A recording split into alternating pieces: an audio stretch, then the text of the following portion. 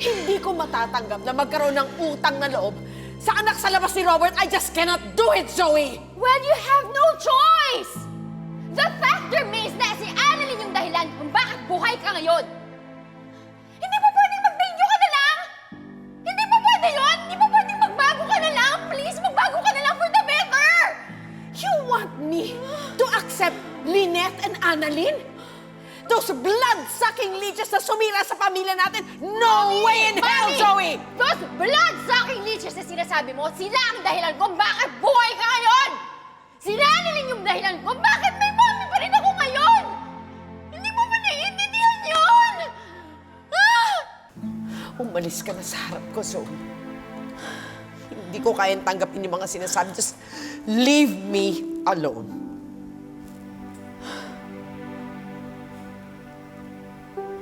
Unbelievable. You're unbelievable.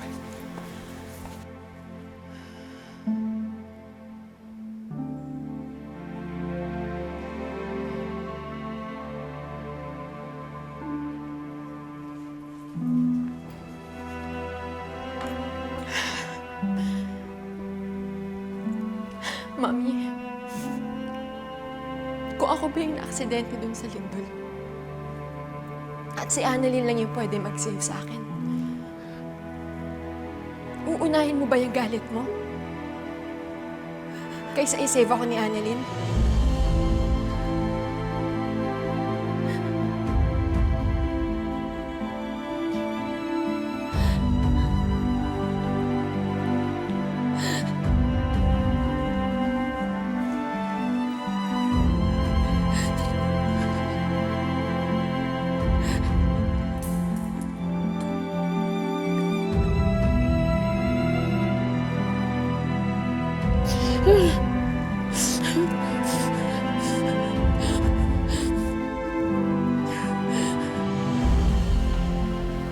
Hindi ko malang napuntahan si Doc Luke. Kumusta na kaya siya, no? Doktora, munti ka nang mapatay ni Ma'am Moira. Ibang tao pa rin yung iniisip mo. Okay ka lang? Dapat nga talaga, hindi na lang ako pumunta doon. Annalyn, huwag mo sisihin yung sarili mo, ha? Kung may tao mong dapat makonsensya dito, si Ma'am Moira yun. Niligtas mo na siya. Siya pa yung galit. Wala siyang utang na loob. Dok, paano kung totoo yung sinabi niya? Naididemanda niya ako. Dok, listen, okay? Wala siyang laban. Wala ka namang intensyon na saktan o patayin siya. Isa pa may consent ni Zoe yun. In fact, she's alive because of you, kaya hindi ka niya mapapakulong. Sino magpapakulong sa'yo, anak?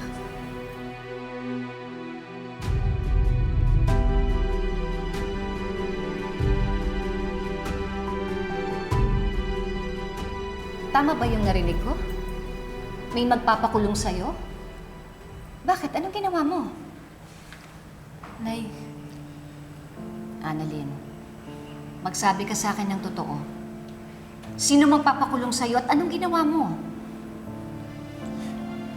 Si Ma'am Moira po. Dahil niligtas si Doktora Santos, si Ma'am Moira nung lindol. Ano? Niligtas mo na nga si Moira tapos yun pa ang gagawin niya sa'yo? Ma'am Lynette, hindi lang yon. Dok. Pumunta kami sa Apex kanina. Muntik niya nasaktan si Annalyn. Tinutukan niya ng ballpen. Dok, ano? Annalyn!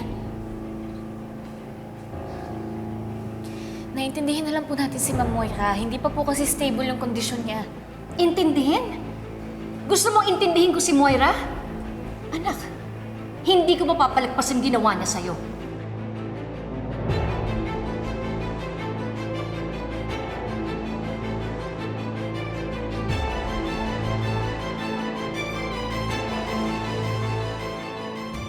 Ray, I want to leave right now. I want to be discharged this moment. Moira, imposible yung hinihingi mo. Wala kang bang clearance from us para makauwi ka? Ang dami pang test na kailangan gawin bago ka ma-clear to go home. Ray, I am the owner of this hospital, so I can do what I want. I need to get out of here, make it happen. Moira, Just do it!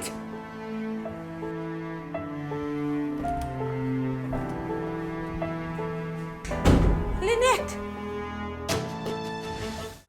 What are you doing here? Wala lang. Gusto lang kitang bisitahin. Gusto ko lang kamustahin yung taong niligtas ng anak ko. Well, I'm afraid to burst your bubble, but I'm perfectly fine. And I'm very much alive. Hindi natuloy yung pagtangkang pagpatay sa akin ng anak mo. Alam mo, hindi ko alam kung talagang manhid ka lang o sadyang masama yung ugali mo. Para isipin mo na kaya ginawa sa'yo ni Annalyn yan ay para patayin ka. Hindi mamamatay taong anak ko. Save your alibis. Tsaka mo na lang ilabas pag nasa korte na tayo dahil plano kong kasuhan niyang si Annalyn na yan. Manang-mana sa'yo. Go ahead. Hindi ako natatakot. Kahit sa ang korte pa yan, pupuntahan kita. Tingnan lang natin, mapapahiya ka sa mga binibintang mo. Dahil hindi naman totoo yung mga sinasabi mo. Hindi ako mapapahiya. Dahil mapapatunayan ko na mamamatay tao yung anak mo. Look who's talking. Kung meron bang kriminal dito, hindi si Annalyn yun. Bakit kaya hindi ka humarap sa salamin para malaman mo yung sagot?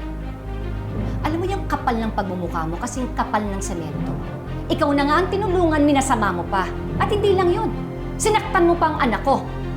I did what I did because I can. Makakalis ka na. Ano ba?